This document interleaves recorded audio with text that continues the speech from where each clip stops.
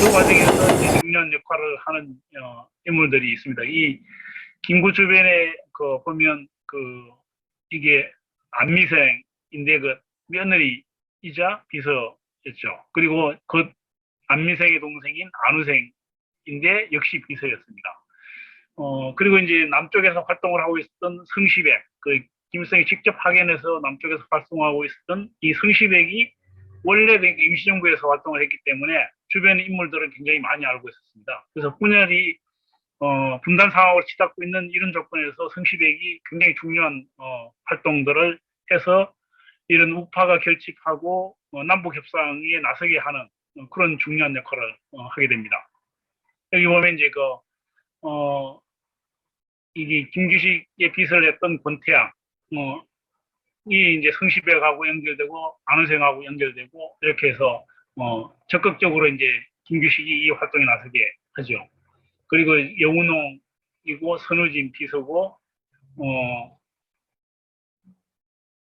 그다음에 이제 송남원 송남원입니다. 김규식 민족자주연맹의 비서 역할을 했던 중요한 인물이죠. 그리고 이제 엄황석 이런 사람들입니다.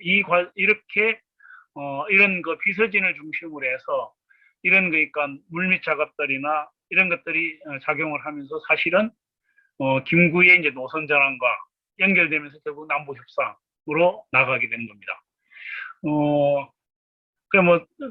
이 3월 달에는 그러니까 칠거두 그러니까 성명이나 이런 것도 나오고, 그리고 이제 홍명희 그리고 김규식 주변의 이런 젊은 비서진들의 역할, 그리고 이제 북쪽에서 파견된 성시백의 역할, 이런 것들이 이제 하나로 연결되면서 남북 협상으로 나가는 물길이 만들어지게 되는 거죠.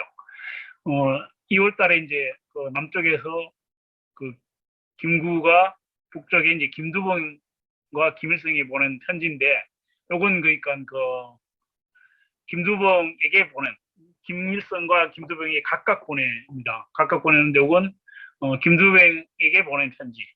김두봉과 김구는 칭 임시정부에서도 같이 활동을 했기 때문에 오랜 인연이 있고, 그래서 그 얘기를 많이 하면서 감성적인 표현을 많이 써가면서 얘기를 해요. 그리고 이제 김일성에게 보낸 편지는 남북 정치 지도자 회담을 중심으로 해서 이야기를 하게 됩니다.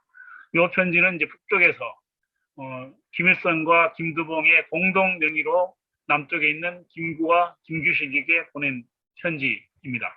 글씨체로 봐서는 아마 누가 썼는지 모르겠어요. 혹시 김두봉이 직접 썼을 수도 있을 것 같은데, 아니면 다른 그냥 대표를 했을 수도 있는데, 그건 제가 잘 모르겠습니다. 이게 다 필사본으로 남아 있는 겁니다. 그래서 남북협상에 참석하기로 김구가 결정을 했죠. 김구가 결정을 하니까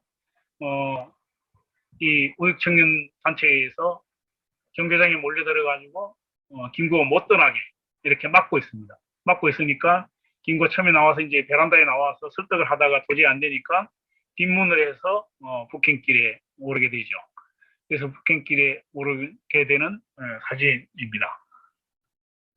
이게 38선 표지판 앞에서 찍은 사진입니다. 유종렬이라고 조선통신사 기자인데, 이 기자가 쓴 기사가 굉장히 아주 그러니까 인상 깊게 남아있는 기사가 있습니다. 불빛이 반짝반짝하는 이런 열차가 지나간 38선상에 김구는 섰다 이렇게 하는 글이 있는데, 그 글이 아주 인상적입니다.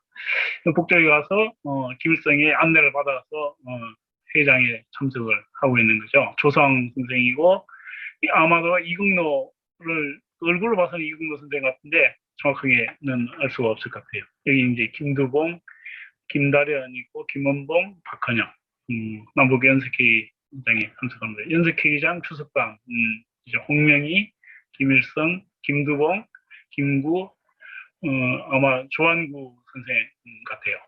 그리고 이제 김규식 선생은 연석회의장에 안 갔어요. 그러니까 안 가고 이제 여기 방명록에 서명하고 있는 이런 모습입니다. 김구는 연석회의 참석해서 연설도 했습니다. 이 한독당 관계자들이 연습회의 참석하고 나서 돌아왔을 때 환영식을 하고 있는 장면입니다. 뭐 연습회의가 어쨌든 개최된 상황에서 연습회의가 추진된 상황에서 남쪽에서는 아까도 제가 말씀드렸던 것처럼 이제 이때도 그 남로당 같은 경우, 그러니까 박헌영이 주도하는 남로당 같은 경우는 뭐 남쪽 중간 정당하고 뭐 협상하고 그런 거 할 필요가 없다. 이건 단독 선거는 우리 혼자만 해도 싸워도 충분히 그러니까 가능하다. 그래서 이른바 27구국 수쟁이라고 부르는데 27구국 수쟁을 벌일 때 이미 총파업이나 전평이나 이런 조직들이 대중단체들이 다 그러니까 조직 역량이 와해된 상태이기 때문에 과거와 같은 그런 투쟁을 거의 벌이지 못했고 이제는 이제 폭력적 방법으로 그러니까 습격하는 방식 이런 방식이 이제 주가 되는 겁니다. 그래서 이치 투쟁을 아주 격렬하게 벌이면서 남쪽 곳곳에서 사실 뭐 서로에 대한 테러가 벌어지고 사람들이 많이 살상을 하게 되죠.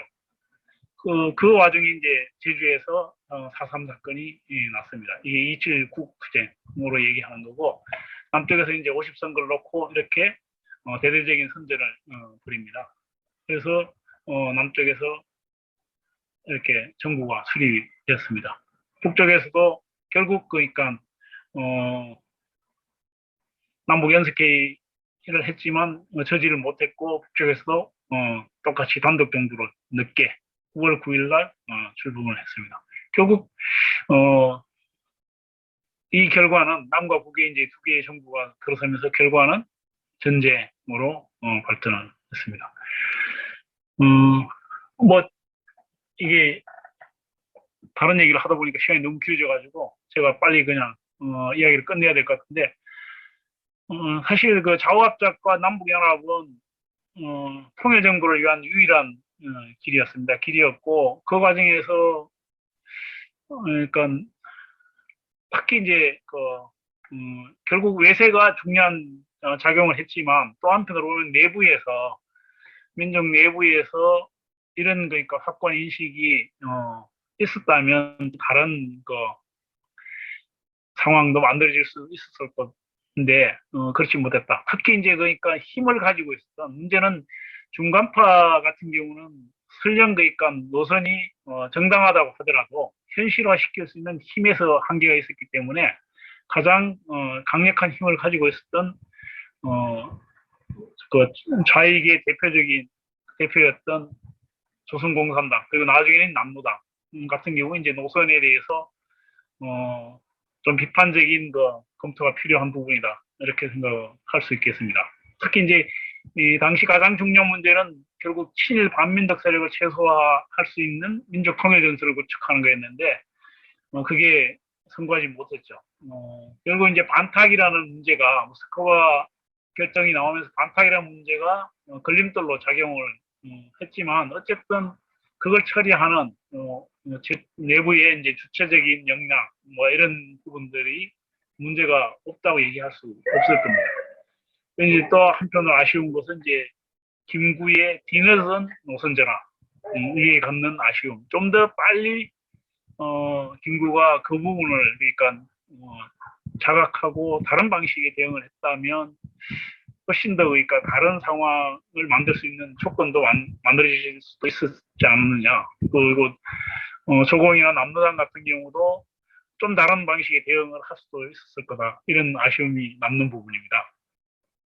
그리고 이제 미소 남북 회담을 물론 그 전에도 남쪽에서 제기를 하긴 했지만 여운형이나 김규식이나 중도파에서 남북 회담을 제기를 하긴 했지만 사실은 그건 뭐 그러니까 구호 차원이었고 본격적으로 진행되지는 못했습니다. 근데 남북 회담 시도가 좀 더 그러니까 빨리 그러니까 미소 공동위원회가 완전히 되지 않은 상태에서 추진이 되었다면 또 다른 기회 이런 걸 뭐 생각해 볼 수도 있지 않았을까 뭐 이런 생각을 하게 됩니다.